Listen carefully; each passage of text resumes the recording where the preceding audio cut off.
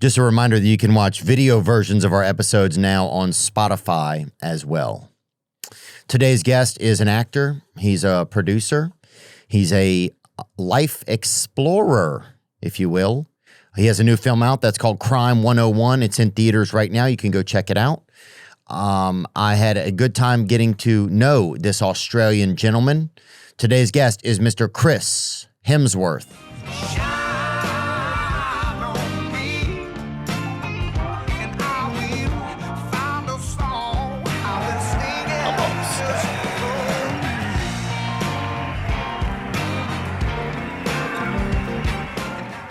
Australians, I think I feel like they're more like risque with their lives, kind of. Yeah, there is a lack of, it's risk averse due to either the lack of fear or the extra amount of stupidity at times. Yeah. It kind of fluctuates.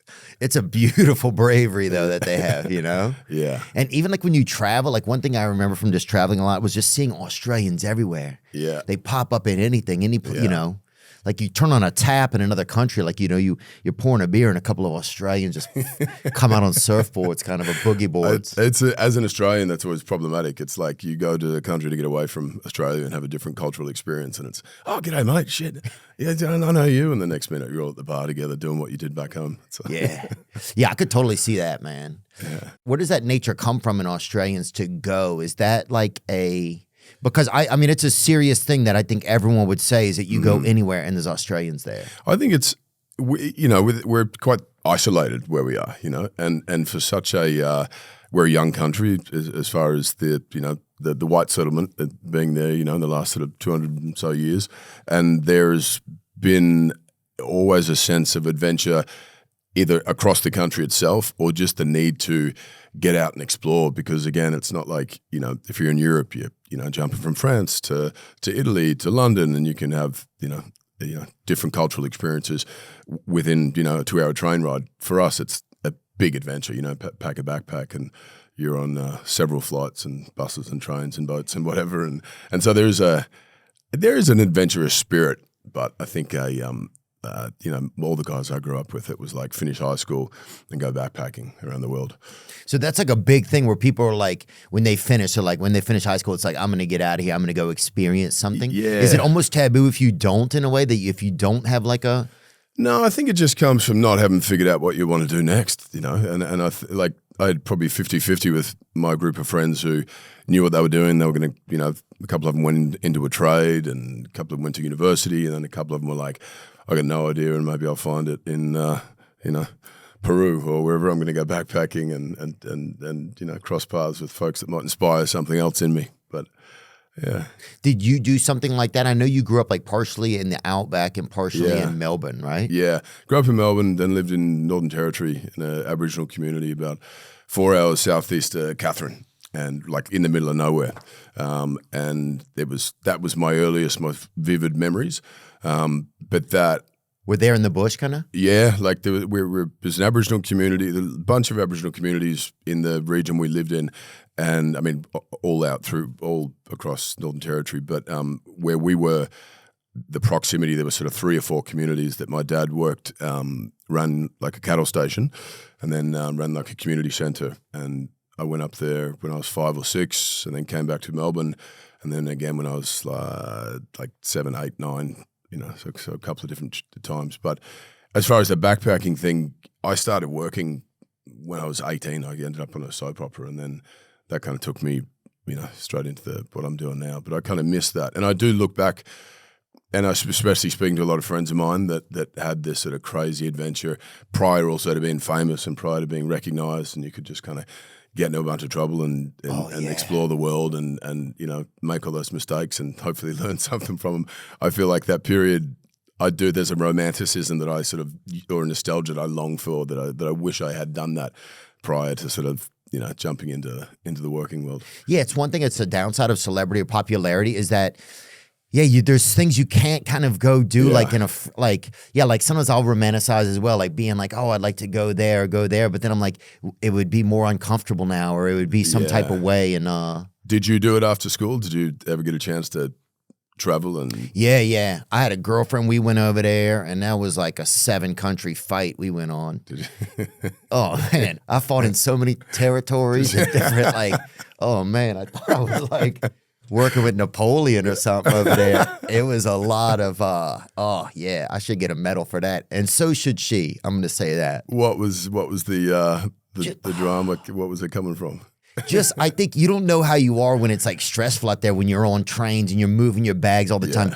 And we booked too many places to go see. Like we should have done 4 days in each spot, and we tried to do like 2 days, 9 spots instead of do like 4 spots, 5 days. Yeah. And so you're just constantly on the go, and I would be sneaking off and just drinking wine by myself and and then one night I went off to the grocery by myself. And somebody had like a hit of LSD or something. It was like probably a pretty, nouveau grocery, I guess. And because, I mean, it wasn't on the shelves, but it was available in the parking lot, which I consider an extension of the grocery. But yeah, so then I came back there and I was like, I thought it would like boost my spirits. And then it was just that was horrible. And that time we were like in a camping sort of environment where there were outhouses and stuff. And so. Where, in what country? That was outside of Venice. Yeah. Yeah. So, but it was great, but it was just like, that was just a lot, Crammed too much in. Yeah. Yeah. But yeah, like going on that, doing something like that now, it would just feel like.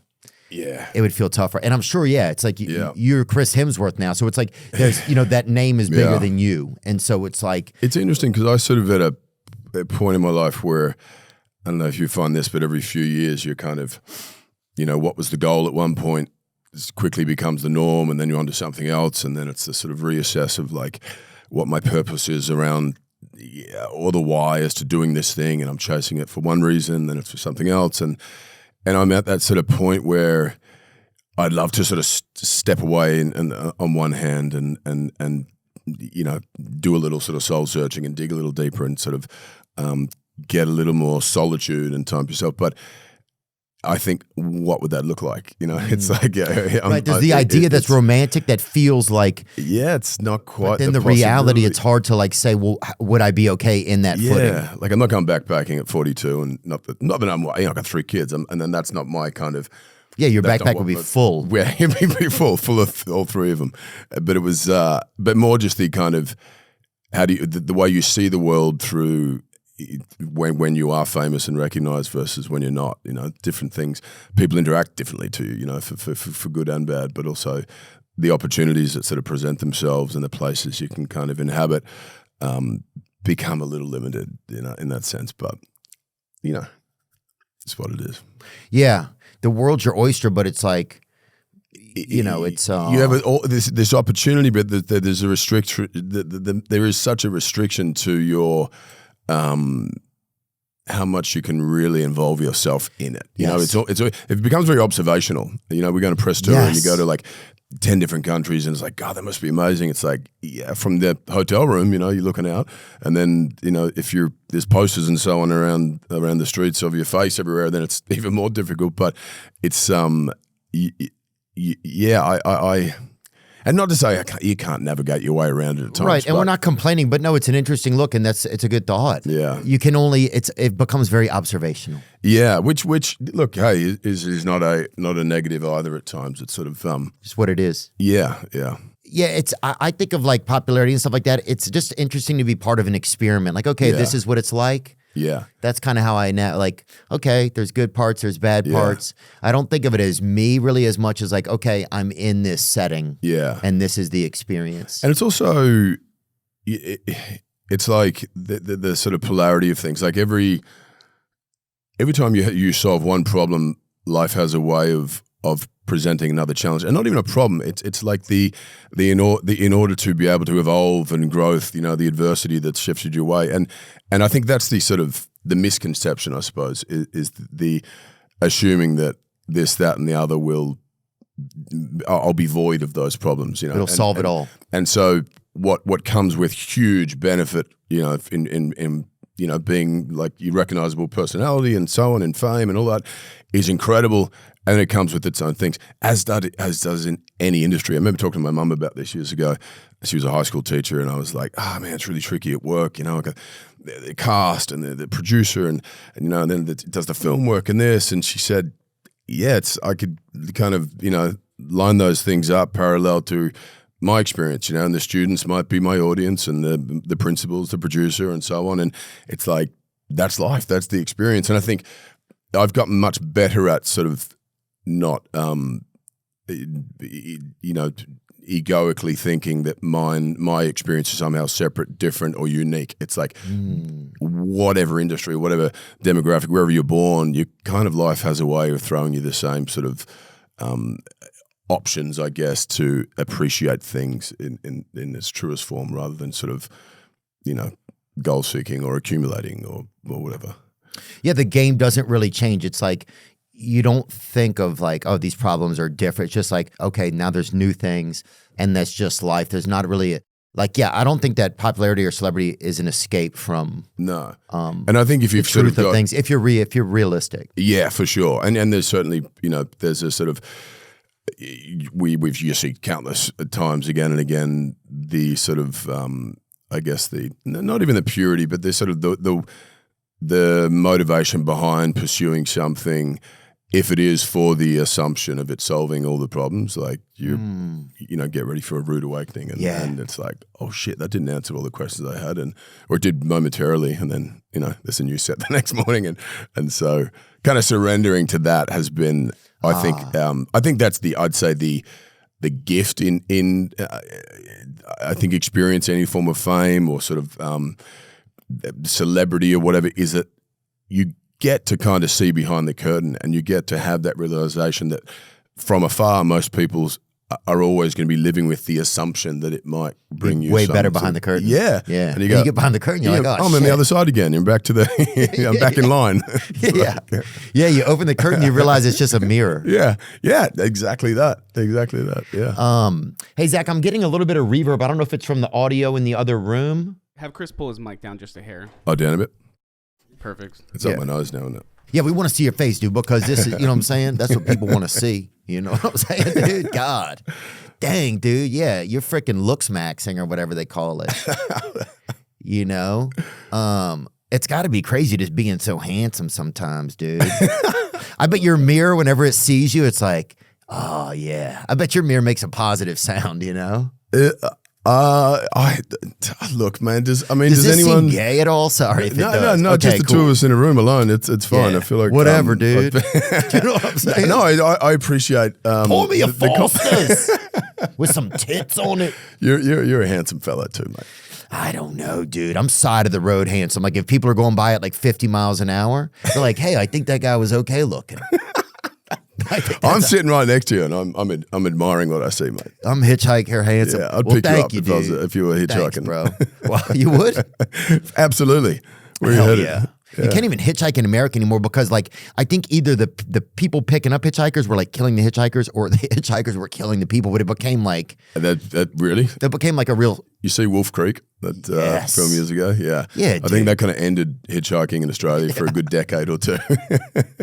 Yeah, dude. Do motion pictures realize that just one motion picture about something ruins the ability to get somewhere across a continent? That ruined hitchhiking, and Jaws ruined the whole ocean experience. Oh, God, yeah. I had, on hitchhiking, I was in Vancouver once. I was shooting a movie there like 15 years ago and driving back from Whistler. And it was like 7, 8 o'clock at night, and picked up a hitchhiker and thought, hey, cool, so good. And it started to get real sort of creepy, and starts kind of asking me like, what are you doing? Where are you from? And what are you up to? And like getting a little too sort of personal, and where are you staying and whatever. And so I immediately start kind of, you know, filling in sort of, I just do heaps of martial arts, and, you know, a lot of jiu-jitsu, and a big background in boxing, and, you know, telling like fight stories and seeing if that's going to sort of like sway the thing. And, thankfully, nothing happened, but it was that like moment where you're sizing each other up, going, "Well, I don't know anything about you, and you don't know anything about me, and we could be." How does this go? Like, how does this story end? Yeah. You start thinking, how does this story end, and what role am I going to play in? Yeah, is he using a knife or a gun or whatever? But yeah, that is one thing that is nice, I would say, about picking up hitchhikers. I've picked up a fair share over the years, and it's really like, okay, let's see what God wants for me today. Yeah, sure. You know? Mark Ruffalo, we were at a music festival in Australia, and just, such a lovely human being, and picked up a couple of hitchhikers, and then like next day I spoke to him, and he goes, I got back at like 7 a.m. and I was like, you left at like 2, and he's like, yeah, but I picked up these young kids, and they were like, 18-year-old, 9-year-old kids, and they were like, yeah, we're going in that direction, and I didn't have the heart to tell them I was going the other direction, so I ended up going this like 4-hour detour. But that's big-hearted. That's a Ruffalo. Yeah. I mean, that's also insane to be driving with children that far. That seems very... 18-year-old to 9-year-old, from a festival, Okay. we say kids, they were sort of adult young children. folk, and yeah. Schoolies, they call them, eh? Yeah, schoolies. And then the toolies are the older ones hanging around, which where they're not they're the older age kind of creeps that are hanging around. They call them toolies. Yeah, Oh, that's good. Yeah. Oh, yeah. Because they should have a trade by that point. So They it's like, should. yeah. They should have a job and not be hanging around 18-year-olds. Yeah, pick up a hammer. Yeah, that's right. Do something. Was there kind of a point where you started to like, I think it's interesting what you said about, you get to certain moments and you kind of like, you're like, okay, what's going on now? It's kind of like you're in life. A lot of times it does feel like that. And recently I think it's been like that for me, where it's like, I feel like you're underwater for a long time, and not in a bad way or anything. You're in the mix of life and you're doing things. And then you get to a point you're like, okay, let me come up and see what's going on. And what goals did I set, and where am I now? And then where do I want to be next? Or what or things are important to me now, or like how what strokes do I want to use next in my life to get me to where I want to be at the next checkpoint, sort of. For sure. Yeah. And I feel, has it been like kind of a recent thing that's been going on? Or definitely, is it just... definitely. Yeah. Yeah, I same, read this book called The Middle Passage, which is, a gentler term for a midlife crisis. Dude, yes. It's like James Hollis, and it's Jungian psychology, and it's beautiful because it talks about, this sort of personification of self and this the gathering of our identity as children, and due to our family bonds and ties, societal expectations. It could be religious, community, whatever, and you go through life attempting to present what you think the world wants from you. Some of it you may have some input in as far as what you want, but a lot of it is kind of an assembling to fit in. And then you get to this certain point, usually around your 30s, 40s, where that mask, that personification starts to wear thin and doesn't hold up. And there's this inner protest, and Jung talks about from the soul of the psyche rises up and says, there's a deeper truth here and a meaning, and what is it, and what is my contribution? And it usually comes around like when or people find themselves in a place of servitude to something outside of themselves, and it's like you service yourself for so long, and as a sort of survival, and to maintain a position in the workforce and so on, and then all of a sudden it's like there's something deeper that I haven't answered, and I find and your purpose even shifts around like the why for doing things, like it might purely be, I was saying this before, but the sort of purity around your motivations, and what is your heart saying, what is your passion? That's all very well, but you got to pay the bills, and so to be sort of financially motivated for a period of your life and to take care of folks and family and so on, one thing, and then okay, that's sort of now that's in a safe place. That's in a safe place, and what's the next thing? And it's I think if you're lucky enough to find that thing that speaks to you on a sort of a deeper level, but also allows you to function and operate in the world and be sort of financially secure, then great. But I sort of find myself bouncing around with those questions a lot more than I ever have, and a lot more sort of indecision, and a lot more. I had this sort of not naive, but pretty strong sort of relentless your confidence and pursuit when everything I was doing, and it was when things were as far out of reach as possible. Dude, same. That's what I had. All of a sudden you sort of arrive and you have these things that were going to bring you all of that fulfillment, and they do momentarily, and then you start to come up short, and you're like, God, fuck, what is it? There's this other sort of burning desire or voice that requires attention, and that is around, I think, solitude and sort of a slight separation from the busyness of sort of life and work and all the trappings to answer some of those questions. And none of, I haven't come to any sort of finite conclusion, but I find the more I enjoy the mystery of that question and the seeking and the adventure and that the path that takes you on, then without an attachment to an outcome, I've found myself a lot happier. The better off you are. Yeah, and a lot more at peace with the ebb and flow and things, however rapid that pendulum may be swinging. You know?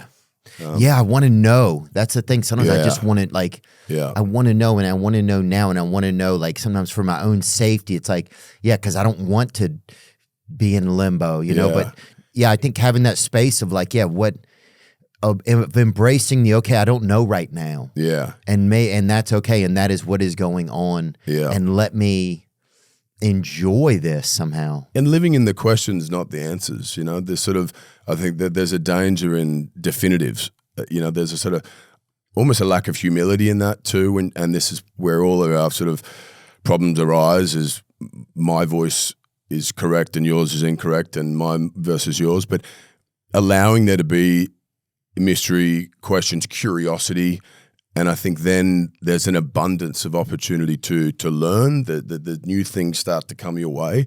Whereas as soon as I kind of go, I've got it, I've figured it out, and I put it in a box or myself or other people or scenarios, the world just obliterates that immediately. And then you're left with that disappointment, and it's that expectation that I'm going to figure it out I think that the trapping, and so but takes real courage and bravery in the surrendering to that and the willingness just to go, wow, this sort of universal kind of cosmic dance or this adventure we're on is supposed to be fun, and the sort of the most serious thing you can do is not take it serious, and I find myself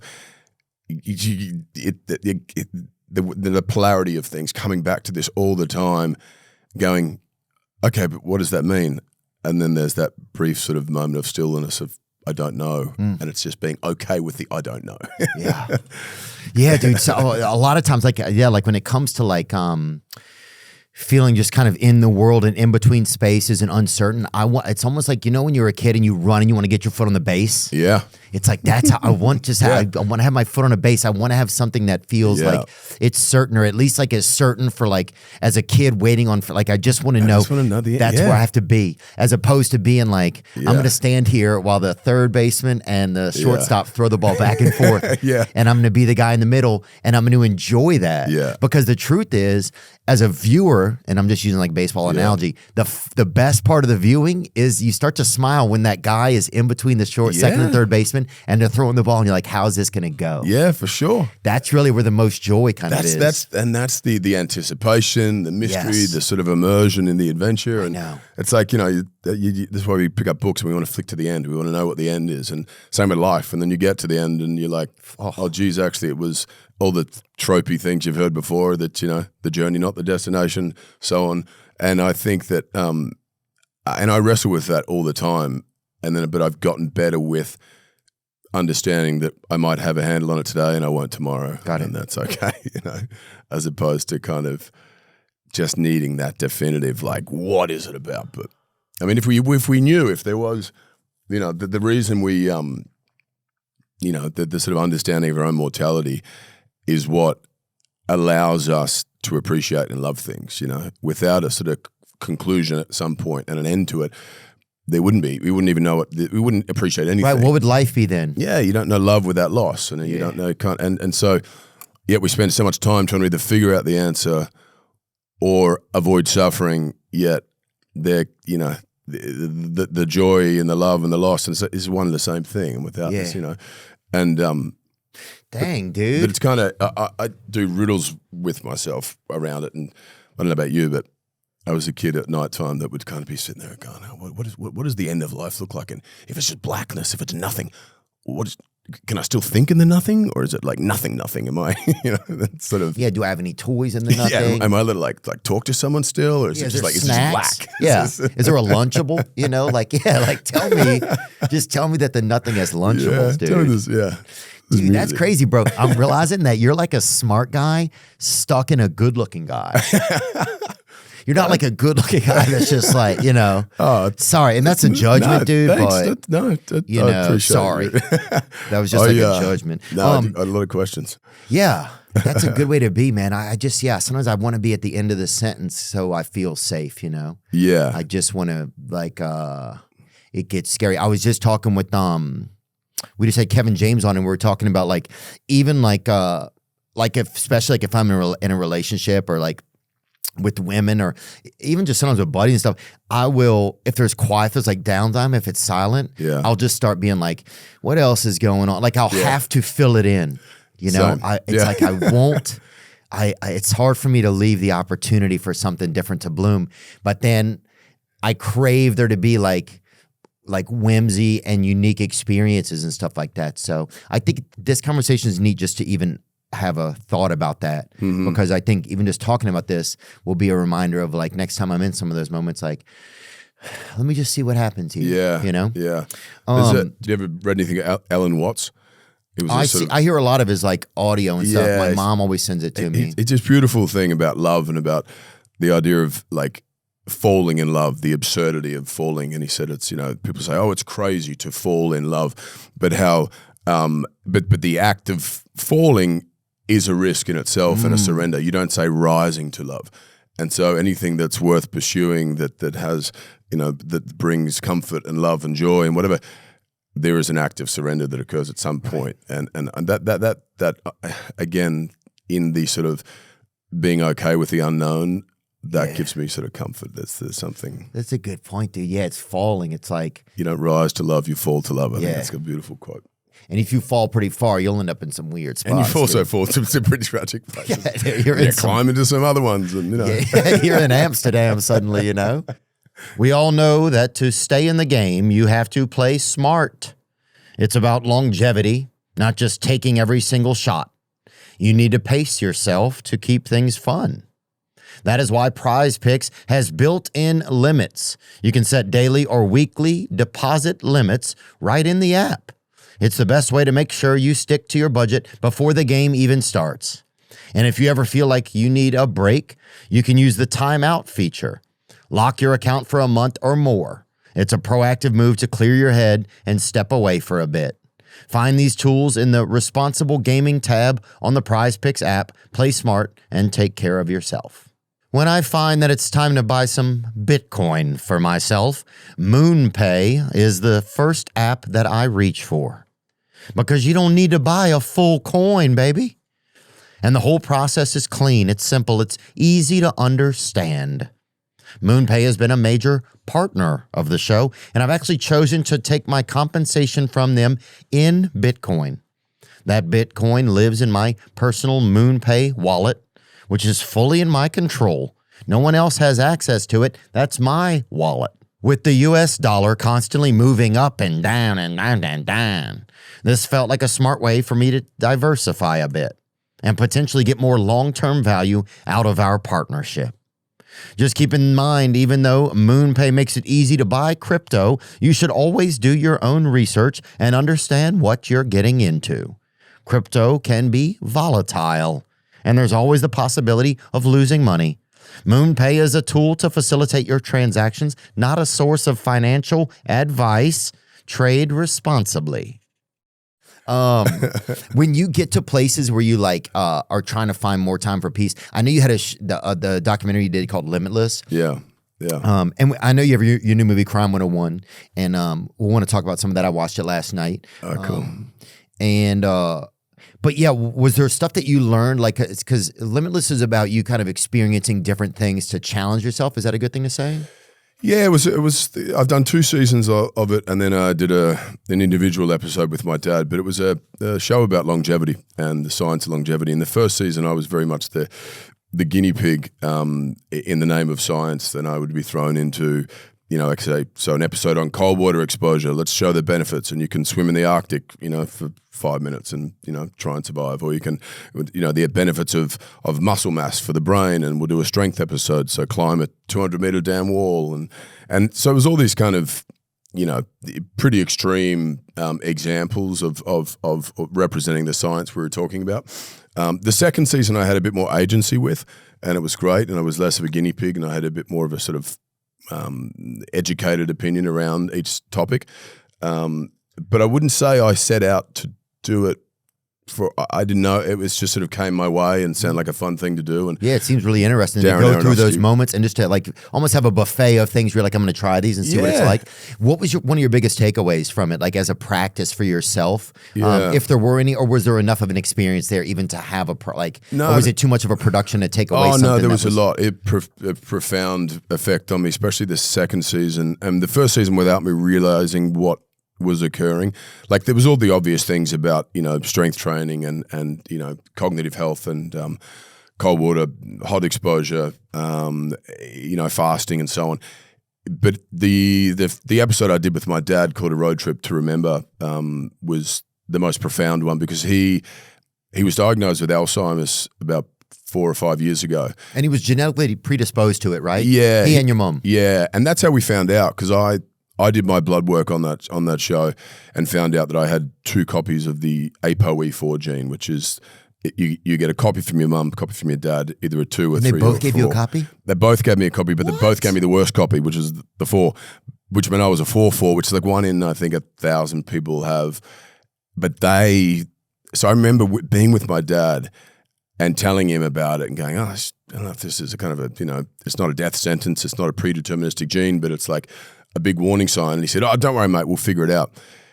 Yeah, and how many times am I going to have to tell him about it if he's exposed to Alzheimer's? Well, but we didn't know he was. And then 5 years later, he got diagnosed, and I remember sitting there telling him, don't worry, Dad, we'll figure it out. And so we went on this journey, it's called A Road Trip to Remember. It's this thing called reminiscence therapy, where you go back into your past, stimulate memories and experiences to stimulate the hippocampus, which is the part of the brain that dementia is attacking. Oh, dang, your dad's Joe Biden? That's crazy, dude.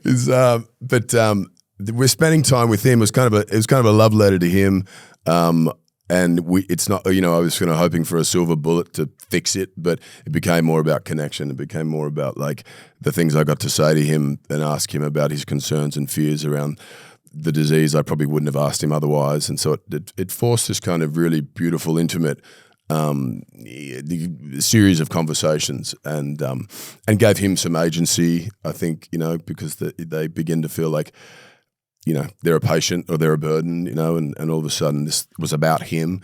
And I watched the shift and the big one being social connection. The most important thing I took away from both of those seasons was support group, friendships and connection. And the people in blue zones, where people live over 100 or the most centurions in the population within regions around the world, the commonality is having a wonderful sense of community and a wonderful support network. And then whether or not they drank alcohol or smoked or whatever, it was like, the lack of, or the reduction in stress due to support networks and friendships. And wow.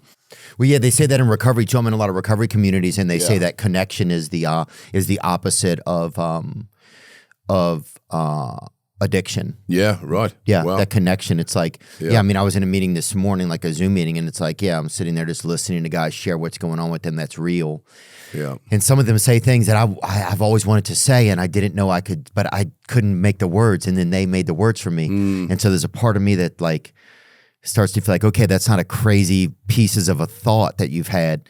Yeah. That's a real thing, and somebody else just put it together for you. And but yeah, just being able to connect, they say, is the opposite of addiction. Yeah. Bring that back up, the blue zones. I've never heard of this. It's where there's the most amount of people who have lived to be 100? Lived to be 100, yeah. And I think there's like Japan, somewhere in Italy. Yeah, we got Okinawa, Japan. Yeah. Ikaria, Greece. Sardinia, Italy. Nicoya, and that's and Costa Rica. As well. Yeah. And Loma Linda. But hold on, there's none over by Australia? You guys didn't get one? Yeah, I don't know if they skipped us. Probably because of the dangerous species. Probably the danger, all the things that try and kill us, yeah. Or we're too busy backpacking to the places you pulled up. You guys are too busy over there making people happy in those places, probably. Blue zones are regions of the world where people have unusually long and healthy lives. The many residents reaching age 90 to 100 while staying relatively free of major chronic disease. Researchers use blue zone to describe geographically limited areas where rates of centenarians are far higher than expected, and older adults remain active and independent. That's a huge thing, that they remain active and independent. Well, that still working as well, like still having some form of purpose. Right. Purpose is huge. We talk about that all the time in here. Yeah. That if people lose their purpose, then what do we have? Do you ever read Man's Search for Meaning, Viktor Frankl? I have read that. That's, the purposeful suffering, he calls it, but watching people in, when he was in the prison camp in Auschwitz, how, because he was a psychoanalyst or a therapist, and he went in and people all under the same horrific circumstances, environment, and why some people's body would give up and others wouldn't. And it was often when they found out that a loved one or family had been killed or died, their spirit, their soul, their body gave up. And so he produced logotherapy, which is about sort of giving a purpose behind whatever adversity you're facing and giving a sense of meaning to whatever the suffering is you're going through. But again, with the centurions, people who it's not retiring, basically, and that doesn't mean work yourself in. There's a difference between working yourself into the grave, but also, the work could be you have a garden to maintain, you have a you have grandchildren class to keep tabs on. You have you have a trip to plan. You're helping with one of your children's activities. Yeah, I think that a lot with my own mom as she gets older. It's like, I want her to be free of things. If she doesn't want to work, she likes to work. She delivers for Amazon and stuff. She just loves it. She's like, I'll call her and she's like, I'm just sitting in the lot or she'll deliver for like Whole Foods, different just kind of chain places or something. Yeah. She's like, I'm just sitting here in the lot just waiting for a route or whatever, and I just picture her in her van. She's just sitting there. She's 70 something and she's just waiting to, deliver a catalytic converter to some guy across town. Thank you for bringing this up. This is so fascinating. I want to list off some of these just so we can, that people know some of the things from these blue zones. Despite very different cultures, blue zones share several recurring features. Natural movement, lots of walking, gardening, and manual chores built into daily life. Plant-based diet, high in vegetables, beans, and whole grains. Strong social ties, like we were talking about. Multi-generational living, so probably having your family members around you. Mm-hmm. Tara Swart was in. She's a neuroscientist. She's an author. She's a fascinating lady, and she was saying that when you feel the best, a lot of people that feel the best when you have the best feeling in a home is when there's a lot of people in the home. Yeah, when there's just like multi generations, and those families often get the best sleep because there's just there's a connectivity going on. Yeah, low chronic stress. Just a few more of these blue zone common lifestyle patterns. A clear sense of purpose, and generally optimistic, engaged attitudes. In light, regular alcohol or none. In some places, people drink small amounts of wine.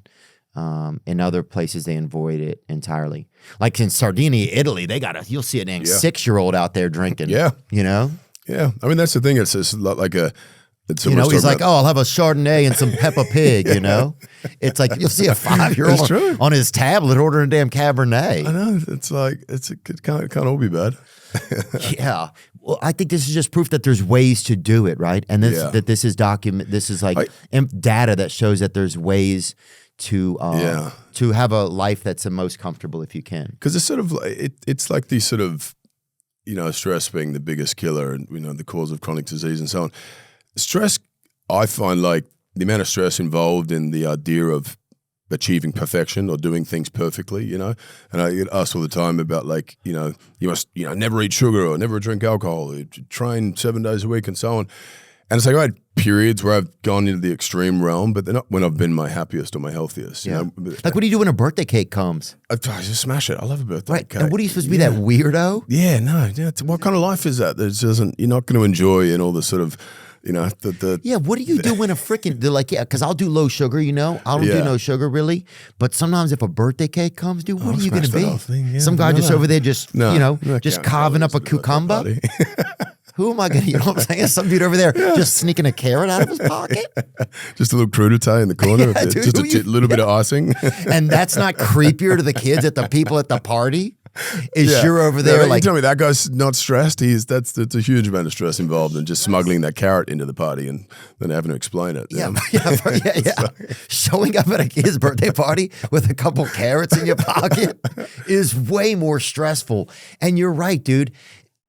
There's a different stress of being the person who's sneakily eating crudité, as you called it, as other people are enjoying a birthday cake. Yeah. That is a different type of like. So how many people do you meet who are, it's often with your grandparents and they smoke cigarettes and drank alcohol and, ate steak and eggs every day and they're living to, 90, 100. But again, I'm not saying any of that is here's my top 10 tips to live longer, but I think that was in a time when you did have more family members in the house, as you just said, like grandparents, cousins. Everyone lived in these sort of smaller communities, and we're also spread out now. And I don't know about you, but like in the last sort of 5-10 years, I worked really hard to bring my family kind of closer and closer, and we all live in the same area for that reason. Because I think a lot of us grew up, or definitely through history, we grew up with bigger households with shared responsibility.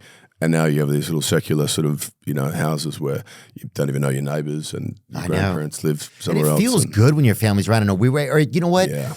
There's layers to life then, I think, when they're around. Like there's nothing better than when you're feeling horrible and sad about yourself to be able to look across the room and look at one of your parents' eyes and be like, this is your fault. Yeah. And you can't do that if you're at home by yourself. You can't blame anyone if you're sitting there looking in the mirror, and then it's like your fault. That doesn't work. Yeah. And I think maybe we're going to be getting back towards that. And we may not have a choice just because of like the cost of living and things like that. Yeah. But my niece just moved back in with my sister. Like, I don't know. And things like that, I think it's kind of nice. Like there is something that's fun about feeling like a part of something, even if you're like kind of a curmudgeon about it, like, oh, I live back at home, but good for you. Good for you, absolutely. There's plenty of time to sort of live on your own. And good for you. And to get to see your stepdad's nuts hanging out of his freaking undershorts once a year, that once a year, once a week even, what a joy. Yeah, dude. The fucking Lord's mistletoe. That's the best, brother. With your father, how is he doing today? He's good. He, look, compared to, there are a couple other family members and close by folks that were going through or had the same diagnosis around the same time who were in a sort of catatonic vegetable state. He's, he could sit here with us and talk to us and you might not even know, and you spend enough time and it's the short-term memories. And then it's the wrong kind of stress that then is really evident, like stress for him training in the gym and so on and solving a crossword puzzle, great, but like not finding his keys and then, losing things and then beating himself up about it. Oh, yeah. Then they'll watch his memory go really bad. But wow, so stress is such a big activator. Oh, it's huge, yeah. He went down, he rides motorbikes and used to race motorbikes and went down to put some gas in the petrol tank and then it wouldn't start. And so mum came, picked him up, went back home. He got home and he said, yeah, I needed the key. And she's like, no, it just didn't start. And, he got the spare key, went back down, didn't start again. He's like, God. And he did that 3 times for the day. By the time then I was at work, I got home and I said, look, I'll just come pick him up, pick the bike up. I put the bike on the back of the car and he was like, all right, so we're going to your place to get my car, aren't we? And I said, no, Dad, we're taking your bike home. And he's like, what bike? And he had twice in this 10-minute drive, turn around and see the bike in the back of the truck. And that was as strong as I've seen it, and as sort of confronting as it's been. But then the next day, once that problem had been solved, it was he could sort of, there was a calm and it was better. But he's doing good, man. What's his name? Yeah, Craig. Hey, Craig. Yeah. What's up, Craig? Yeah. Cheers from the U.S., mate. Yeah, he's a legend. Good day, sir. And what's his trade been? His life? He was a cattleman. Well, he worked in child protection for most of his career, and then when we went to Northern Territory, and he mustered cattle. He was that was just for just a window. Trying something different. Trying something different. Oh. We had family up there who were doing it, and in the documentary we end up back in the Aboriginal community we lived in, and the couple of the guys, they called him this. He's a Chuck Norris looking motherfucker because he had this long ponytail, and he would pull dude. cattle down by the tail and tie him up. And I love a male Rapunzel. male Rapunzel. There's nothing I love more, brother. Oh, that's beautiful, dude. And child protection, what exactly is that? Yeah, look he like? would to children who were, neglect, family violence, abuse, go into the home and basically have to, assess the situation, present evidence to a court, talk to the police department, and work out, what should happen and is this child in a safe position or not? And huge responsibility and I watched the toll that took on him over the years when he just couldn't. There were certain things we wasn't able to fix, and it was, and you do solve one thing and feel like you were, had momentum, and then the next day there's, a big pile of other cases on the desk, and so, but very much in service to others, and has always been fiercely protective of kids. Has this sort of angelic sort of quality to his we'll hire him. Integrity. He's America. ready and willing. Look, I bet we could get him 30% of the vote right now in America to be our next president. If we have somebody that's protective of children here, we'll take it, man. And thank you for your service, Craig. I think that stuff like that is so important. Thinking about the well-being of children. I think there's nothing that's more. It's like the purest thing that exists in the world. Absolutely. I think. Yeah. And so thank you for your service. We appreciate that. They just had a ban for social media, was it, or cell phones in Australia? Yeah, I think we're the first country in the world that has had kids from 16 and under. Yeah, Australia has banned social media for kids under 16. How does it work? Yeah. Under 16s in Australia have been banned from using major social media services, including TikTok, X, Facebook, Instagram, YouTube, Snapchat, and Threads. Threads sucks. They cannot set up new accounts, and their existing profiles were deactivated. Wow. I wonder if they all had like a D-Day when they were all like gathered around a fire or something. This is the thing. Are they all now like re-entering different ages, or is that? I don't know to what. I think it's a fantastic thing. And the idea of it seems perfect. Yeah, and its execution. I hope there's there's a positive sort of navigation through it, because I'm sure my kids. I change a passcode in the phone or whatever, and they figure out shit in seconds. They're like little genius hackers with all of it. But we try and keep them off it as much as possible. But but also your passcode is often like handsome guy 4000. That's it. So it's the obvious one, So exceptionally gorge male 7. Oh no, lucky. You're special too. Hopefully this takes off around the world. I don't know. I'm going to see what this says here. Australia's government said the ban would reduce the negative impact of social media's design features that encourage young people to spend more time on screens, while also serving up content that can harm their health and well-being. I don't know any human that would disagree with that. Yeah. A study it commissioned in 2025 found that 96% of children ages 10 to 15 use social media, and that 7 out of 10 of them had been exposed to harmful content. This includes misogynistic and violent material, as well as content promoting eating disorders and suicide. Yeah, I'm curious. What? Can you look up on, and this is Perplexity that we use to look things up. Large studies of more than 100,000 young adults find that each year of smartphone ownership before age 13 is associated with higher rates of depression-like symptoms, suicidal thoughts, aggression, and detachment. Detachment for sure. And to feel detached when you're already like in a place where you're growing and it's like your footing is uncertain. Girls show particularly big drops in emotional resilience and self-esteem. Cyberbullying and harassment, phones and apps mean bullying can follow kids home, which raises risks of depression, anxiety, and self-harm. Sleep disruption, big one. Yeah, sleep disruption and body image and comparison. Man, well, cheers to you guys for like leading the charge there. I think Spain just followed suit. Is that right? Oh, really? It's where my wife's from. Oh, is it? Yeah. You got a Spanish lady, huh? Yep. Fiery. Fiery's your wife's name? Fiery. No, I said fiery. Oh, she's fiery. Fiery energy. Oh, yeah. Elsa is her name, yeah. Elsa, like the movie. Yeah, Frozen. As of February 26th, Spain has announced to ban social media access for children under 16. I don't know if we would ever do it here, because I think we look at our children more as okay to be victims of marketing and Yeah. capitalism, whereas in other countries they don't. You know, I'm glad that Australia is doing this. Do you feel like it would take some getting used to? There will be this group that has to be the one that loses it, Yeah. and then there will have to be the younger siblings of them that are like, oh, I wish we had it. Yeah. But if you could get it to go for like a generation, I think it would really play into something beautiful. 100%. It's even like, you know, we were probably, I don't know, like I remember when the phone first came on. Like, how old are you? I'm 45. 45. So I'm gonna die like soon. we all are.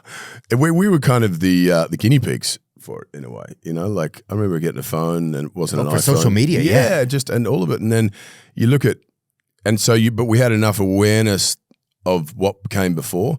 Like coming up now and only knowing that exists, and every time I try and tell my kids like that science around it, they're like, oh, shut up, you know. And there's just no comparison for them, you know. Whereas.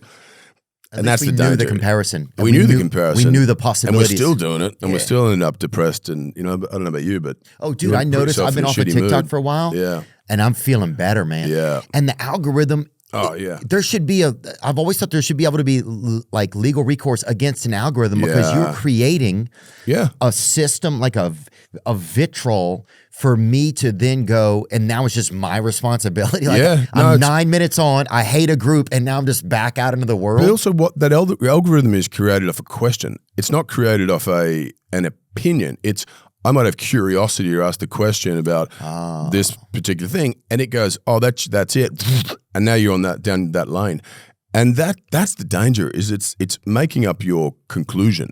You know, is it giving you the definitive sort of, this is how you now should vote, or this is why you should be opinionated, or this is who you should like or dislike, based upon human curiosity. You know, you might not be, you know, one political party's supporter, but you're having a look at it. Next minute, that's all you're seeing. Yeah, and you you're go from fully on board. It takes you from curious to conviction. It takes you there. You're right. In the beginning, I'm just like, oh, I'm curious about this. Yeah. But then suddenly, your next 7 videos are about it, and you're like, now I have some sort of a conviction. Yeah, complete biased opinion Yes. about it. Yeah, And they can even serve. It's almost like here's the next stair step. Here's the next Yeah. stair step. Like they can do. Yeah. You know. You're right though. There should be, like at bare minimum, they're not allowed to create an algorithm that encourages one thing. It should be you have to continue to put that search in the search engine as opposed to it going, this is all we're feeding you now, because it's all perspective. It's like your version of, you know, one thing or my version of that is all around what I've been exposed to. There's no kind of right and wrong in it. It's like whatever education that I've been fed via this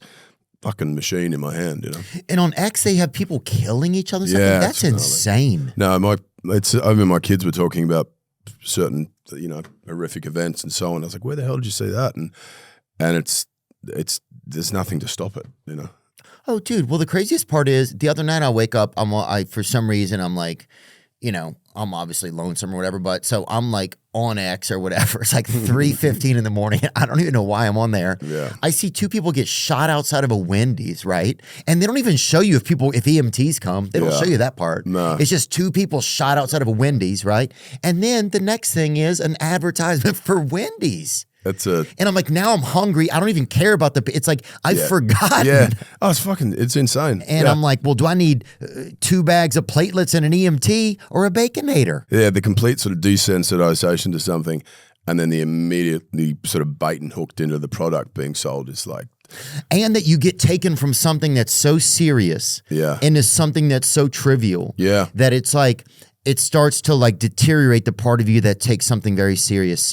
You know? For sure. Yeah. And for these kids, now you got to walk over there and look this girl in the eyes and see that she might not be interested in you, which is the genre that we grew up in, brother. Right.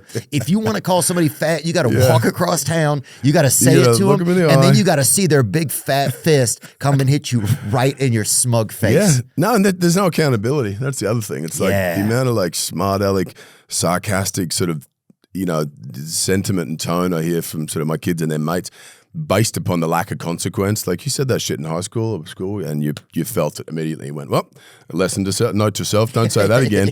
Whereas now you're like plugging all sorts of things on your comment boards or you're commenting on what other people have done with very little, if any, consequence or any repercussion. Yeah. Let me see what this says. Instagram rolls out algorithm control option to all English-speaking users. Oh, wow. After launching it in early testing with a limited number of users in October last year, Instagram has today announced that all English-speaking users globally will now be able to access its Your Algorithm manual control option, giving you another way to define your Reels experience.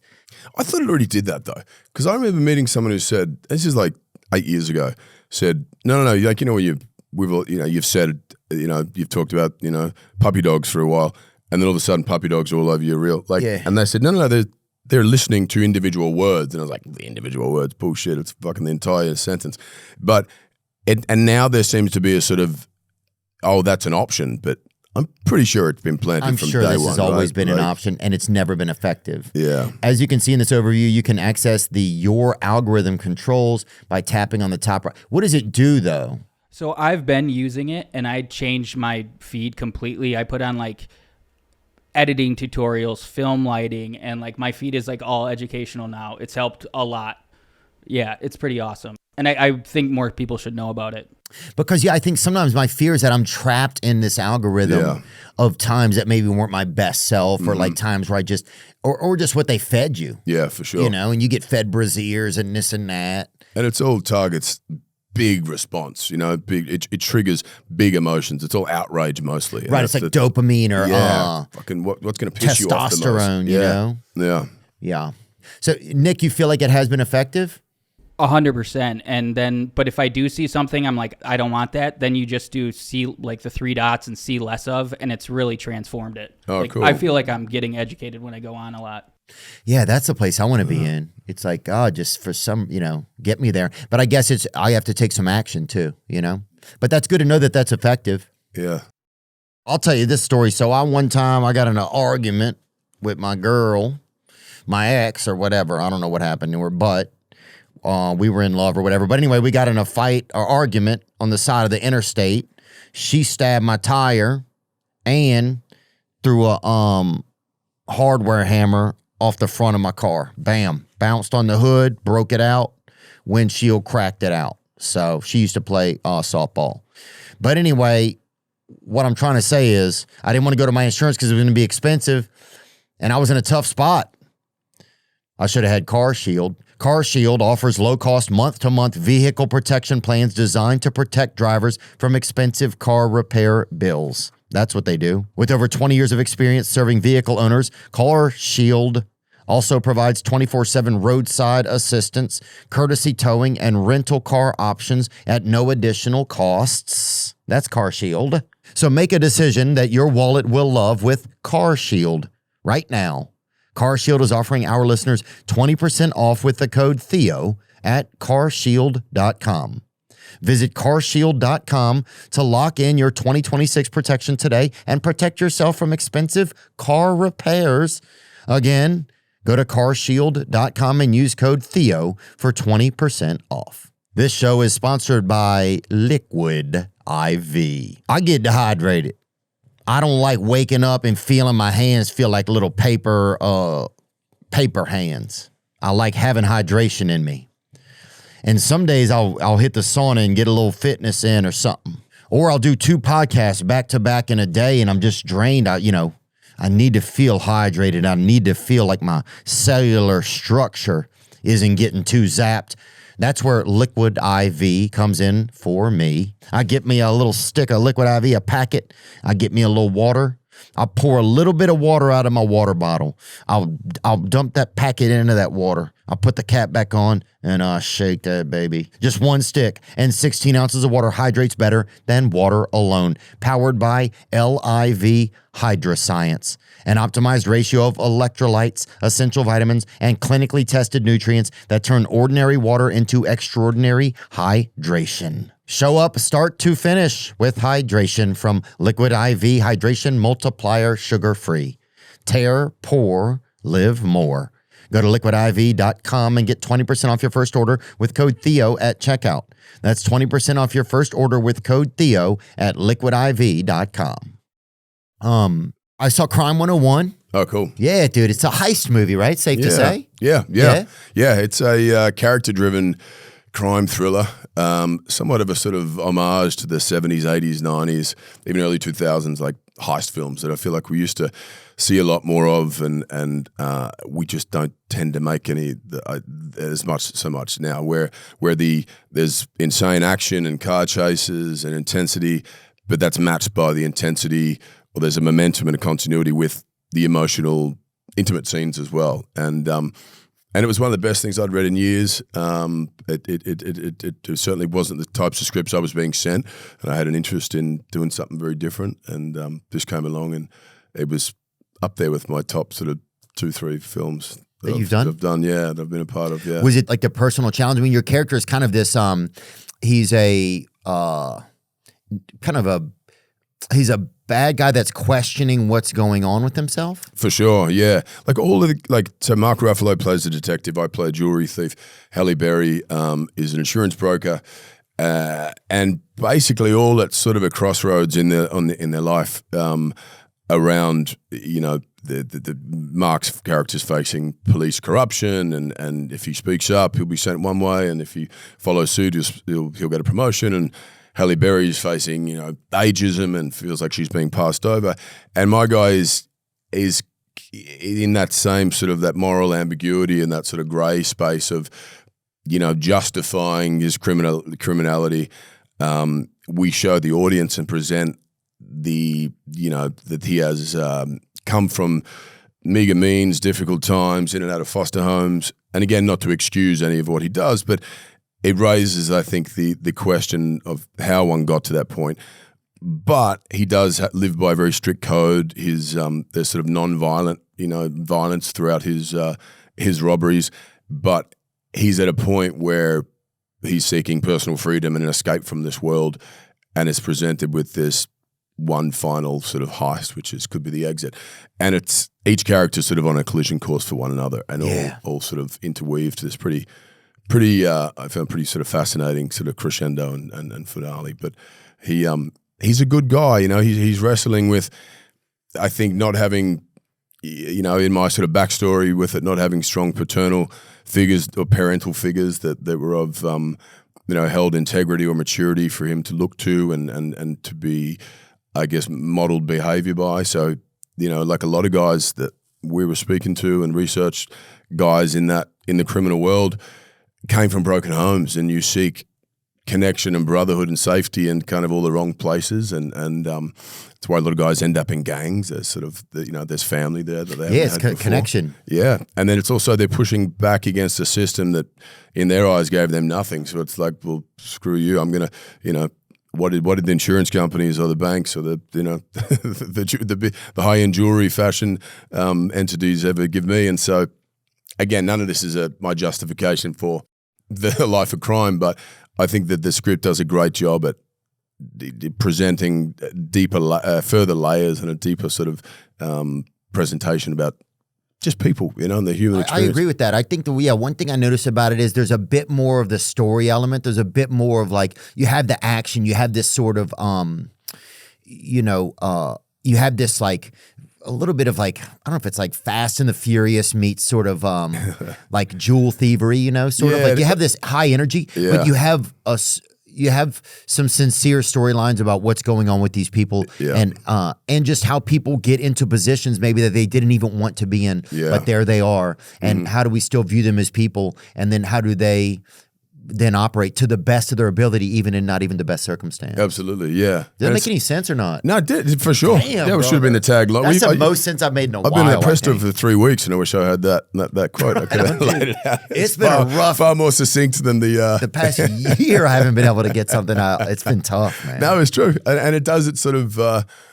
I think when it doesn't spoon feed or jam down the audience's throat the answers and conclusions for things. It offers up ideas. And again, in the moral ambiguity space of right and wrong, it's like nothing's just black and white. And we love to sort of categorize things. It's easiest for us to understand. But when you kind of get an insight into someone's life, into their backstory, you go, oh, shit, if I was faced with that or I'd come from that, would I make this decision? And if I had an opportunity that was, you know, lawfully wrong or immoral on one hand, well, could I justify it through this lens? And if it was going to pull me into personal freedom and escape this shitty position I'm in, would I do it? And then so you're asking those questions as you're along for the ride, hopefully, and I find that the beauty of filmmaking and storytelling is when you're given as a choose your own adventure sort of internal process that can occur with what your assumptions are, but also not being so quick to judge. You know? Yeah, because there's moments you're like, oh, this guy's scared. Like your character, where he's like, oh, he's scary.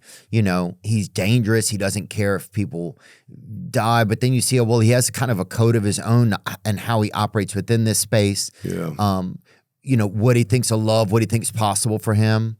Yeah, it just had a deeper layer than just like sort of a smash and grab 'em, like kind of like heist movie. Yeah, that was the goal. You know, it had a little bit of a James Bond-esque in the sense of like, you know, some of the chase scenes and stuff like that reminded me of some of that energy. Yeah, for sure. And just some of the music that went with it. Yeah. There were certain moments where it gave me some of that energy kind of. You see Heat or the Michael Mann and Collateral, it was kind of like those types of films were a big sort of comp where the action, it was a realism and a grit and an authenticity to it, but you had complex emotional sort of characters along the way as well. So yeah, it's a fun one. You ever steal anything good when you were young? You guys ever steal anything? Yeah, you ever blow dart a wallaby and sneak over there and run it out of somebody's yard? Blow dart a wallaby? Did you say? Yeah, just put him down. You think one dart would take a wallaby down or not? It depends what kind of trank is in that dart. You mean like a tranquilizing dart or something? Yeah, a dartboard dart. Oh, trank. I'm talking trank. Yeah. Yeah, they go down. The wallabies are tiny. The big kangaroos, I don't know. Oh, dude, not some of the ones I seen over there. Yeah, whatever. We went to that place outside of Melbourne. That was a big kangaroo park. Yeah. Maybe it wasn't. Maybe it was outside of. No, there's a lot. There's Bro, we saw the one that's jacked. We saw the Nate Diaz one. You ever see that video of the guy punching on with the kangaroo? No. You didn't see that? The wallaby comes up to get his dog, and he literally shapes up, throws a left and a right, and pop, bang. Just because I think the wallaby's trying to attack his dog, or it's got his dog in a headlock or something. But yeah, dude, we saw the one. We were afraid to move, dude. I was waiting for like Keith Peterson to step in. I was waiting for a UFC referee to come in and say, to your neutral corners, you know? I was waiting for Mark Goddard. I mean, I don't know what this guy's. This is. Look at this. The wallaby's got. And who is that? Luke Bryan? He's got the dog in a headlock. Watch his feet. Whoop. Go on, ready? Whoop. Oof, jab. The kangaroo is like, what the fuck? Is that Luke Bryan? Yeah. Oh, that's beautiful. Anyway. That is beautiful, dude. I mean, that dog should have been able to get free, though. That's a big dog. Oh, they're pretty strong, these things. And they got little talons. They got big old claws on them. Oh, dude, we saw the ones that were very scary. But I had such a great time, man, in your country. How long were you there for? We were there for probably 2 weeks, dude. One of my favorite times was like, we got just some e-bikes, and we went during the day. We would go up and down the Gold Coast on the. You could bike on the sand, like basically in the water if you want, and there would be nobody out there all day. And we would just, dude. It was like it almost felt like we were on another planet, man. Yeah. And then I got to meet Chris Lilly came out. Oh yeah. When I was in. Did you ever see his shows back in the day? Oh yeah. Fucking hilarious. Stop looking at me, dick, mom. That's my dick, Dad. Man, he did That's that. my dick. Yeah. Stop touching my dick. Stop touching my dick. Stop touching my dick. Fuck you, Dad. What'd you say? I said, fuck you. I said, fuck you. Yeah, it's a picture of my dick. Yeah, it would always be his dick, dude, all Jonah, the time. that's his name, Jonah. Bro, and what a legend, dude. To get to meet him, it literally felt like you were meeting something, like a rare bird that showed up on a branch to talk with you for a little bit. I remember really crossing special. paths with him when I first started acting, and you passed with him? Yeah, as in like he was a mate of mine, and crossing paths, and just being, he was just what he kind of came up with was like, I want to say kind of back when The Office was first coming out, but that mockumentary style. But he played like 7 or 8 different characters, and talented dude. Oh, dude, Mr. G, dude, the musical? Yeah, the musical drama. Yeah. A lot of it like kind of got bad canceled habit a bit for now. drugs, dude. So good, bro. Oh my God. Dude, the fact Welcome that we to can Mr. say G's it. room, G's room. Welcome to Mr. G's room. The fact Come we on, can sit say on the it floor. and still laugh right now is Oh, mate. that is good stuff. Yeah, that was like pre kind of like I think a lot of it is isn't acceptable now. He wouldn't be able to make any of it now, but like, but then that was before anything, and it was. I'd make it with him in a heartbeat, dude. If he give wanted, him a call, I'm sure he's looking to make some. People now would make it easy because you could put it out yourselves. It's like you could do it yourself and put it out. I think just in the sort of cancel space culture, he kind of got. I think he felt that more than it was very real. Oh, really? I think so. Okay. Yeah. I think the reality of people. Yeah. Like I think like. Even like people like I think he was like I don't know if people thought he was making fun of Aboriginal culture or Tongan culture or what Polynesian it was. and Polynesian, dude. Those people. I mean, it depends who you spoke to. Yeah, like, that's a good point. I had Polynesian buddies who like loved him, and then other guys that were like, "Nah, it's not cool, bro." Oh, I see. And but what's not cool? Me dick, But yeah, I feel you, dude. It was crazy, bro. I love the way you've seen all that, dude. When he would do the break dancing, bro. Oh my god! And what was Jermaine? The oh yeah. Oh my god, he's a year 7. There he is. Was so good, dude. Oh fuck. Oh, God bless him, brother. Go watch that. For existing. If you've never seen Summer Heights High, you can't find it anywhere except for on YouTube. Yeah. I think on some like a distant channel, but it's out there. Are there things where you want to, like when you're relating with your dad, are there things you want to make sure that he knows now? Like is there a responsibility that you feel as a child that it's like, okay, how do I make sure he's okay? Yeah. Like, does that make any sense? Yeah, kinda? and I think from having kids as well. And even for other people that are experiencing this, like since you've had experience with it, like if you could just maybe share a little bit of that. So when I had the premiere in back in Australia, I had someone come up to me afterward. For Crime 101? No, sorry, for the documentary with my dad. For Limitless. A road trip to remember. Say it again. A road trip to remember. Got it. And there's someone come up to me and he said, I was diagnosed around the same time your dad was, and I wish my kids could see this because no one asks me how I am or what I'm afraid of or what I'm experiencing because people are nervous. They don't know how to discuss it, so they dance around it and pretend it's not happening. And he goes, so you suffer in silence. And the biggest thing I think that has helped that my dad has responded to, and I'm thankful for having gotten to this place, is asking him how he's feeling about it, because it's, you talk to your parents about this stuff and then your parents pass away and then who do you talk to? And it hit me that, God, he doesn't have his dad to go and have these hard conversations or these vulnerable moments with, or his mum anymore. And so trying to give him that space, but also I know I remember 15 years ago, that transition of when him realizing he wasn't the authority, and we as young men now working and knew more about things and weren't seeking his advice as much. I remember seeing that on his face and it not registering enough for me to do anything about it, but kind of being aware that like the changing of the guard was occurring. And so I go to him now and I'll ask him things that I may know the answer to, or just so he feels like there is still agency and he has autonomy and they want to see, thank you, they want to feel like they still matter and there's a purpose. Oh, that's a good point. You don't think about that when that change in the guard happens, that there's a value loss or potential like hypothesized value loss for the parent. Oh, for sure. And I, even my kids, my daughter's 13, my boys are 11, and I'm already feeling that like, oh, I'm not cool and I'm not necessarily who they look to. And it's like, and they're young. But they're watching Andrew Tate or whatever. Yeah, they're watching all sorts of bullshit and have other role models. But it's like, I think, and then I'm 42, but I can't imagine in the 60s, 70s when that gap becomes, far greater, and especially facing, having dementia and realizing your memories are being stripped away and that vulnerability, that just making sure they still feel like that they are of purpose and that they have an opinion and the opinion matters. And so, yeah, if anyone's going through it, that would be my advice, is check in with them, ask them how they're feeling, ask them what they're afraid of. Because no one asked. That's such a great question. What are you afraid of? Yeah.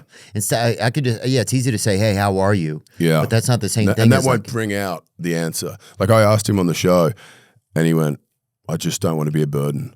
Oh. And it was like, oh, fuck. And I had no idea that he'd felt that. I thought it was going to be about the kind of, losing, control of this and that and the other. But it was like he was more concerned with what it was going to do to the group. Yeah, that's what my mom says sometimes. I don't want to be any burden. Yeah. And it makes me think like, oh yeah, like, I don't know. And in some ways I've always wanted my mom to be like a burden. Like, I don't know, like the inverse of a burden, kind of whatever that is, like a positive burden.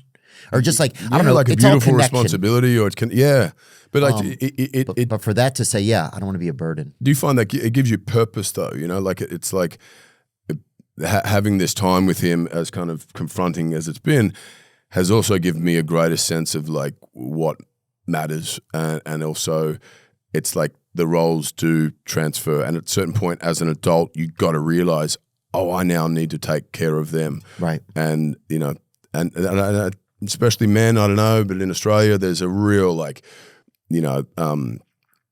avoidance around that sort of vulnerability, or the sort of admittance to, I may be afraid of something, or I need a hand. And so offering that up rather than having to get them to come to you and say, please check in with me. That's a huge thing. Yeah. What are you afraid of? Yeah. Yeah. Because that's really what I want to know, probably. Yeah. Yeah. The other day I was thinking, like, I messaged my mom and I was like, hey, mom, is there anything that you need? Is there any like trip that you've always wanted to take? Is there anything? Because, now I have some finances where I could help do something, or if she wants to do something, and, or is there anything that, is there anything that you want, Yeah. And she's like, nothing that I can think of, Whereas you always think that it's like, oh, I'm going to get these, I'll have the ability to do this thing and that'll make it perfect. But it's like, that's not real. I always thought that, like, I would buy my mum things and jewelry, and she was like, it's lovely, but like, I want your time.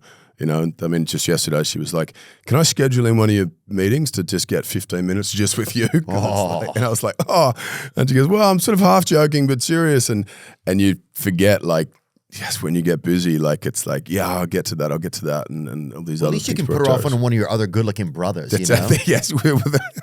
Like, that's got to be nice. Like, look, talk to the other good looking brother. The other dickheads, Dude, I bet you didn't even have wallpaper at home. It was just mirrors everywhere.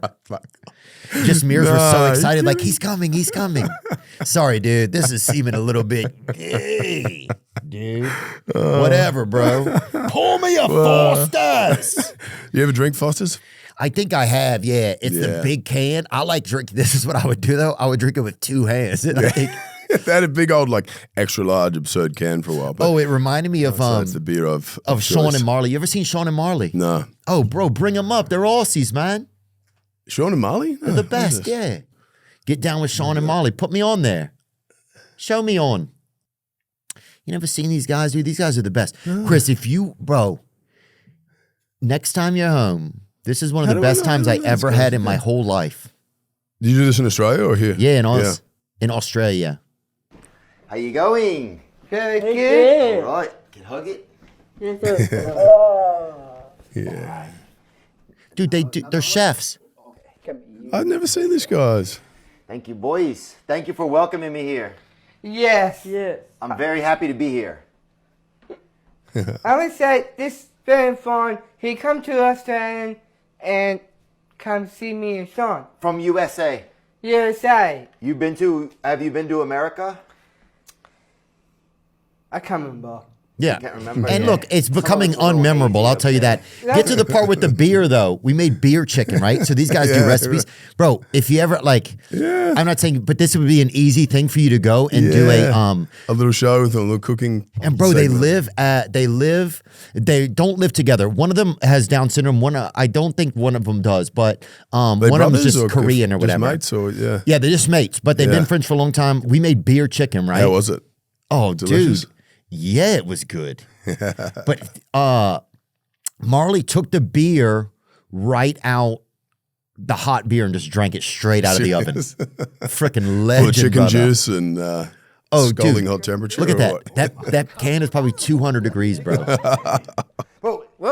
Your receptors is off, baby. You got to come up a little bit.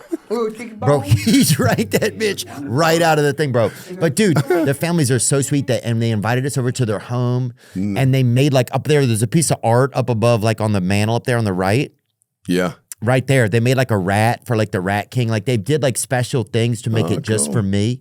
But their families are there, dude. And it's like the best. And they have the best time. But bro, just to even, it was honestly, I think it was the best part of my trip besides amazing. getting to perform the shows.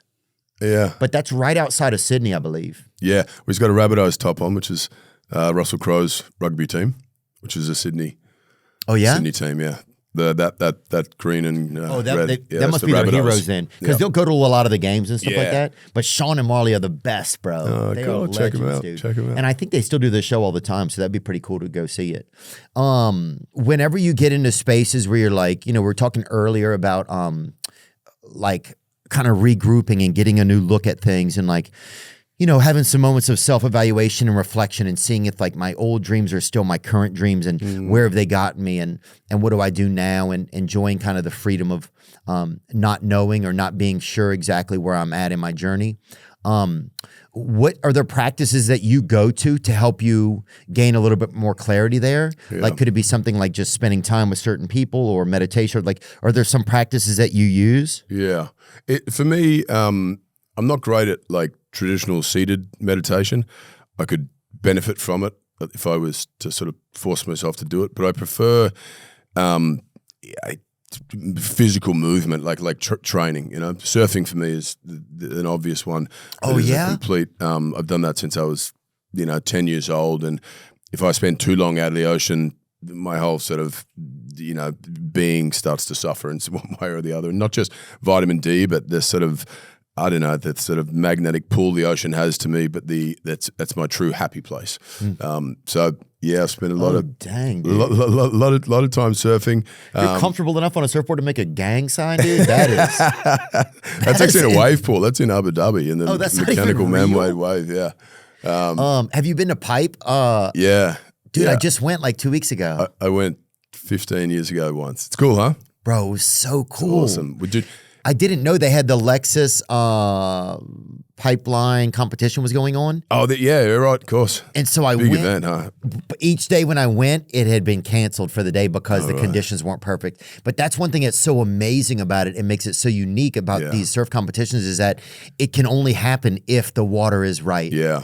So it was like, it was almost this little mecca that we'd make each day because it was about an hour from where I was staying, which was silly. I should have just stayed up in the North Shore. Yeah. But I get there and they're like, yeah, it's canceled for the day. But it was just like, even seeing that and seeing like, oh, this is a real thing. Like so many people come out and like, and all the surfers are in this place, and like it gave me a whole different appreciation for it. Yeah, it's especially Pipe. I mean, that event is, they wait for it to be big and intense and beautiful, and if it's not going to hit those, if it's not going to live up to that, they don't run the competition until it does. And so you're often in for a pretty epic week of competition. But that place is, talk about like the power of the ocean and different regions, that you'll have a 6-foot wave there, which feels like fucking 20 foot compared to what a 6-foot wave would be at a beach break somewhere else. And the way the ocean comes from big, deep water and just hits big slabs of reef is pretty mind-blowing and awe-inspiring, and it's special, man. It's cool. Just you feel the power of it all. Yeah. Do you ever surfed?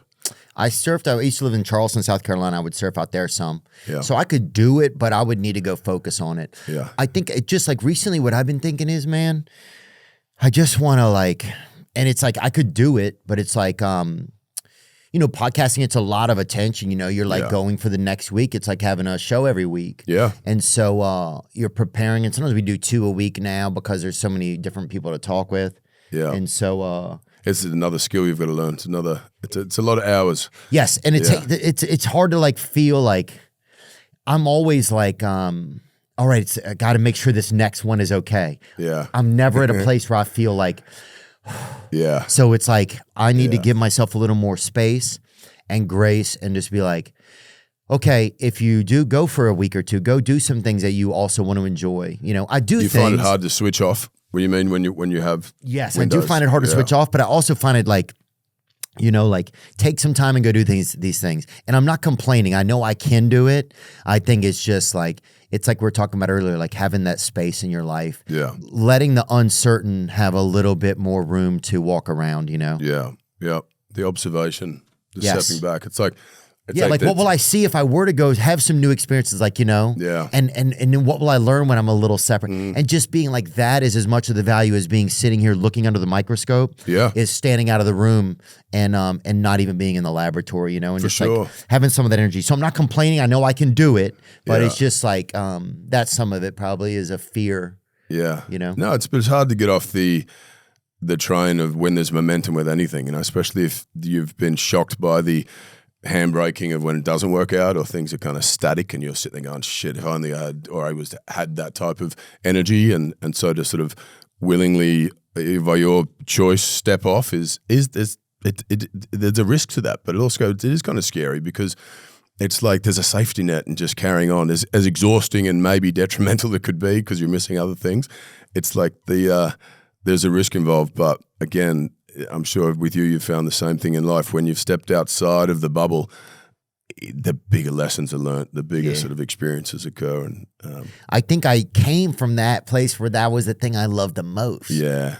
But it's okay. It's all interesting. And I think that's why, like, even just having time like this today to think about this, it's like, we've been talking, we've been podcasting, but it's like, I think this is a conversation that I just needed to hear, Oh, cool. So me too. I mean, it's like I said at the start of none of it I've figured out. It's like I just keep continually sort of asking and exploring, and then hopefully not being too bogged down in having to come up with the outcome or the definitive certainty of it. It's just staying curious. I feel like is the more fulfilling place to be in. Are you almost back to Australia, heading back home? Yeah, I have the premiere tonight for Crime 101, and then and I fly back home tomorrow. I've been gone for 3 weeks, and it's hard, man. With kids. And they're here with you or no? No, and they're at the age where they weren't really aware of time, for a long time, and now they're like, it pisses them off, and it's like, well, how long? You said this, and I used to say, supposed to be here, you're supposed Dad. to be here, and you're never here, and then it's like, It's not a dick, Dad. Yeah. It's not a dick. A dick, Dad. So Stop looking looking at forward my to getting dick, back. miss. Miss. Touch my dick, miss. That guy's crazy. Bro, that kid was crazy to be saying dick that much at school. Like 24/7 as well. Yeah. He's a ranger, miss. About the redheaded kid. Bro, ranger was Stop calling him a ranger. Well, he is, miss. Why not? Yeah. Dude, and didn't his dad come down one time? Yeah, his dad come down because this is the funniest one. So he does a drawing, and it's basically a drawing of an image leaning over and touching him on the groin, and he's just taking the piss. And the teacher's like, "What's this?" He's like, "Oh, that's me and my dad." So it comes down. The principal's involved, the teacher's involved, and then they call the dad in, and they're like, "Yeah, we're really concerned about what's happened." And he goes, "Yeah, I made it up." And then the dad loses his shit. Like, what the fuck? What would I touch his dick for? What did you fucking say? Thank God there's humor in the world. Huh? Oh my God, what else? What else? If we can't laugh and have fun and enjoy the experience, what the hell are we doing? What's the way that you communicate with your children or teach them to communicate that you think has been like a novel choice for you or something that you brought along from a place that you learned? Like, has that been a practice for you to do that? Because it just seems like you try to have some awareness about like why you think certain ways and why you operate, whereas some people don't. Is it even possible to incorporate that into some of your kids' interactions and lives? You do, but I think the biggest thing I've learned is nothing I say is really imprinted. It's like they learn by example. And if I'm not modeling that behavior, it doesn't matter how many times I tell them, do as I say, not as I do. It's rubbish. And so if I'm trying to tell them to get off their phones and so on, or stop swearing and this, I've got to do it, But exposing them to nature, like and we lived in LA for probably 10 years, my wife and I, before we had kids, and then we had kids. We were here for about a year or two, and it was like kind of chaos trying to do anything with the kids and paparazzi and so on. I moved back to Australia. And what pervert would take pictures of a kid? That's the weird thing. You know what I'm saying? Except for most of the people in our except this business. Except for most capitalists and Hollywood elites. Yeah. Oh, it's brutal. Who else? Yeah, no, and so we went back home and we just didn't get that sort of attention. And has that been a good choice you made? The best ever. Like a big conscious choice to leave the environment that was kind of, even for my own personal sanity, like reminded of what I was doing or what I was not doing. And so it's very hard to escape the kind of work, the thought process. But for them just to expose them to what I thought was a normal, upbringing and being as much outdoors. And so we have a farm and they surf and we got motorbikes and horses and look, what a luxury that is. That's not where, like we grew up in the bush, but we had no money, and now very different sort of financial circumstances. And that's the trick, is trying to teach them the same sort of appreciation and gratitude that I had learnt by not having, my parents not having money, but now we're equipped very differently. And that's tough to do. It's a really tricky one, but it's hard to teach your kids your same struggle. Yeah, and it's so you try and expose them to sort of different situations or parts of the world, but it's also in discussing with them the not taking it for granted and having gratitude for it, but also. I talk to my mum about this all the time, and she's like, I could show you, whether on this pay scale or this end of the spectrum, finance or not, healthy and unhealthy people. And it's about love and security, and do they feel safe to explore this world and explore who they are genuinely, and do they feel seen? And so making sure we're there and present, and when I'm not working, I'm 100% there and your head's not somewhere else. But just getting them outdoors, it's the biggest thing. They went to a school, traditional sort of school, and then we put them into school where it's just like 15 kids and 3 teachers, and they surf for 2 hours in the morning, and then they do like really focused learning for a couple hours in the afternoon. And it's kind of like homeschooling in a way, but they're absorbing that information more because they've exerted energy through the day. But there's less kids and more teachers, so there's far more kind of personal interaction. But it's almost like sort of accidental learning, where they'll talk about, their math class might be around shaping a surfboard. So it's, 6'2" and 18.5 inches, and what's the literage and the volume, and so they're calculating things where there's an invested interest as opposed to just numbers on a board. And Has it been working well? God, mate, they're happier than they've ever been. Really? They've been at school for 1.5 years or 2 years. And that's a blessing, man. Yeah. And a lot of people are talking about homeschool here more in America. You're starting to see a lot more of it. Yeah. I'm friends with Candace Owens, and she talks about this all the time, is like, get your kids into a space, if you can, where other like neighborhood moms or dads are also doing the teaching, and people are playing a role. I'd be worried if it was homeschooling me trying to teach them. That would be, we did that in COVID, and that was a nightmare. And you were teaching them during COVID? Oh, just all of us every parent was being sent like the curriculum, and it was like trying to teach them math, grade 5 math, that none of it made any sense to whatever math I learned in high school 20 years ago. And I was like, let's go outside and have a surf, and would you have a chalkboard or whatever? No. Oh no, we had just like, it was to get them to do the right one sentence was just like World War III. It was all 3 of them were just like constant protest and not listening. And I called my buddy who was their teacher, and I said, "How you doing it?" And he goes, "Mate, I can't even get my own teachers, my kids to do it." He said, "Let's just catch up when this thing passes." So we had outdoor education, which was like this adventure. Homeschooling hits record numbers last academic year. DIY education grew at nearly 3 times the average rate it did during the COVID-19 pandemic. So it's growing at 3 times the rate that it did during COVID. That's unbelievable. In the 2024-2025 school year, homeschooling continued to grow across the United States, increasing at an average rate of 5.4%. Amen, dude. Yeah. I think the system in a lot of places can be contrived. So to have some autonomy over what your children are learning. This is nearly 3 times the pre-pandemic homeschooling growth rate of almost 2%. Recent estimates put the total homeschooling population at about 6% of students across the United States, compared to about 3% pre-pandemic. I wonder how much of that is like, parents teaching their kids, or a group, 10 or 12. Like I said, that's the problem. I think that it's class sizes are too big. You've got one person for 30 kids. It's like, God, fucking good luck, Whereas having more of a sort of mentorship, tutoring sort of program where it's less children, more teachers. But when there's some connection. Yeah. Because when you're just sitting there and you're almost just like a piece of cattle for information. That's what you feel like in school. A lot of times I would remember that. It would be like, well, there's just this information. I'll write it down. And it's like, it doesn't feel like. No, there's no relationship to it. There's got to be a better way to do this. And there's no real relationship to each other while we're learning it, except drawing like a dick on someone. Just drawing a dick on the desk.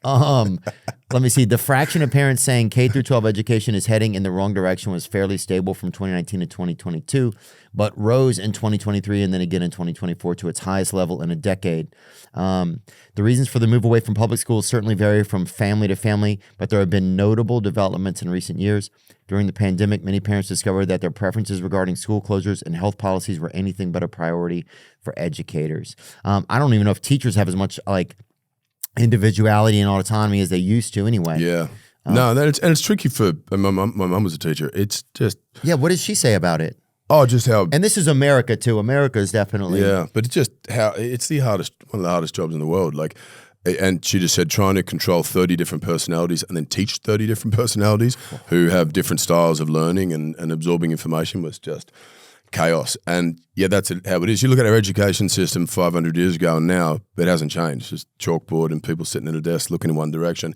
Yet every other form of industry has evolved exponentially. That's a great point. And so I think there does need to be a big drastic shift in how we're teaching our kids. And like people talk a lot about sort of, AI and so on and absorbing information. Do kids absorb it better and can you then curate it more? But you have to have an individual there. We can't sort of cut off the human experience or the human connection part of it. But I would, if you could control it, you want to incentivize teachers and encourage more people to come into this industry by paying them more, so government funding, because they don't get paid enough, they don't get rewarded enough. It's dark. I mean, the fact that we don't pay them and nurses now, it's backwards. It's heartbreaking. Yeah, man. It's just like, and it's not the people. Country. No, it's the elites. It's the government. That's the sick part. It's like, there's sort of we could go down a rabbit hole. Yeah, we could go down a rabbit hole, but let's just stay in the garden for today. Stay in the garden, brother. We'll stay in the garden for today. Crime 101, it's in theaters. Valentine's Day weekend. Oh, yeah? Get your lady out if you're gay and both you guys like action. That's right. You know what I'm saying? Which is kind of rare in a gay relationship. Usually one dude kind of, is a little bit more Bridges in Madison County. And, but whatever, If you like heist films. Yeah, if you like heist films, that's what I mean. Character-driven. Thought-provoking. Yeah, you like some espionage. You like different levels of heist. Yeah. You want to support the heisters and... Thomas Crown Affair, Heat, Collateral. It's a big, beautiful cinematic experience shot in the gritty streets of Los Angeles. So nothing gets shot here anymore either. So there's a nostalgia to watching this film, I think, that the people appreciate, David Spade and I made a movie, and I know I've said this before on here. It's coming out in April.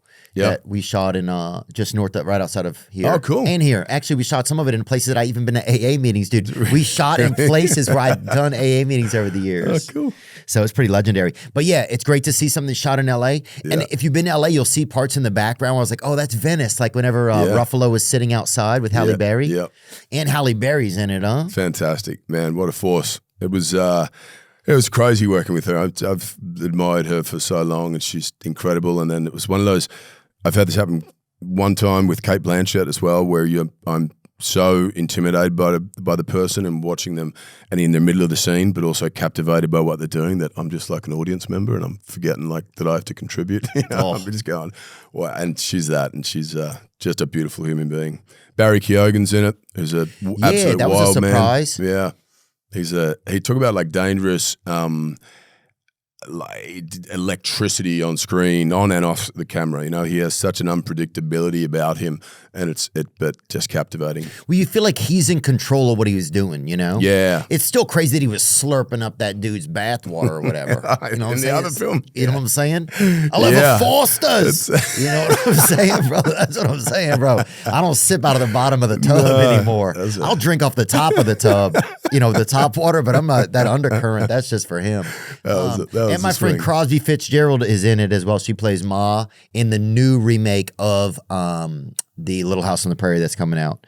So our fans over the years know that I love that show. And she has just a small role in it. There she is right there. Yeah. Beautiful young lady, so talented. Yeah, and that show's going to be on Netflix coming out soon. But Crime 101, it's in theaters now. Give my best to your brother. I will, man. To your brothers. Yeah. And yeah, thanks so much for coming and just sharing some information with us, dude. I appreciate you, man. I love the show and have been excited to come on for a long time. So thanks for having me. Yeah, dude, it was fun, and I appreciate it. And tell everybody in Australia that I said what's up, and we're coming back there, dude, and we're going to go to the beach, and we're going to do everything. You hit me up. We'll go on an e-bike, and we'll hit the coast. Good day. Yeah, good day for that. All right, cheers, man. Thank you so much. Thanks so much, mate. Now I'm just floating on the breeze, and I feel I'm falling like these leaves. I must be cornerstone.